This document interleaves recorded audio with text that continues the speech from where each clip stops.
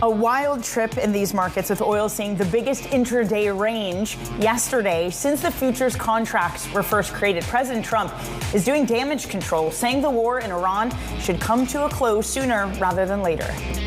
We took a little excursion because we felt we had to do that to get rid of some evil. And I think you'll see it's going to be a short-term excursion. We're winning very decisively.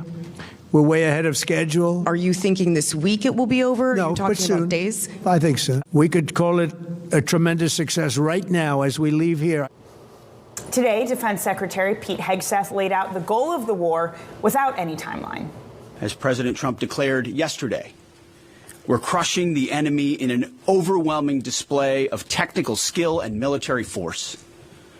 We will not relent until the enemy is totally and decisively defeated.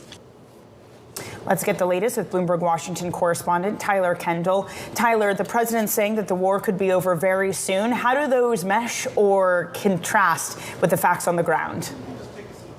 Well, Danny, at this point, we're really seeing an escalation. As you heard, the Defense Secretary Pete Hegseth maintaining that the U.S.'s will is endless, but the operation itself will not be. He says that this is going to happen on the U.S.'s timeline and that later today we could see one of the largest bombardments of the military campaign so far. He maintains that the administration will, quote, not relent until all of its objectives are achieved, outlining and reiterating that that includes dismantling Iran's ballistic missile program and the industrial base that creates the weapons, destroying Iran's navy, and denying the country will ever have a nuclear weapon. But we have to pair this with comments that we got earlier today from Iran, including the Speaker of the Parliament saying that they are, quote, absolutely not interested in a ceasefire. Plus, we had a statement overnight from the IRGC maintaining that they will continue to block oil exports. President Trump yesterday said that the U.S. would widen its targets to electricity infrastructure if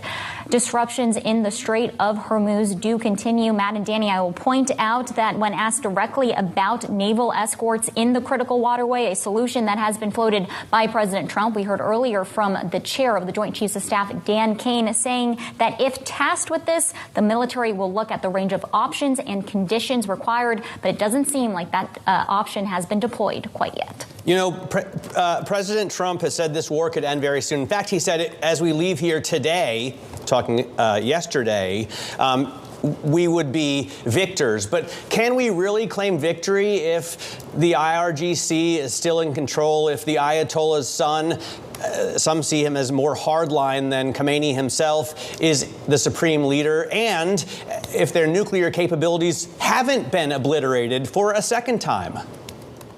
Well, Matt, that goes to the main question of how is the administration actually measuring progress when it comes to the conflict. And President Trump says that they are ahead of schedule when it comes to achieving their objectives, but that they're not quite there yet. We did hear from the president, of course, yesterday saying that he doesn't think that the conflict is ultimately going to be resolved later this week, so signaling that it's going to continue, and then pair that with the facts on the ground as we continue to see drone strikes escalate, particularly from Iran. The defense secretary was just asked in this briefing if the U.S. has been surprised by how regional allies have been targeted in particular, and he says that the U.S. was expecting this as one of those potential ramifications of this military conflict. I will point out that Bloomberg News reported a redhead on the terminal earlier today.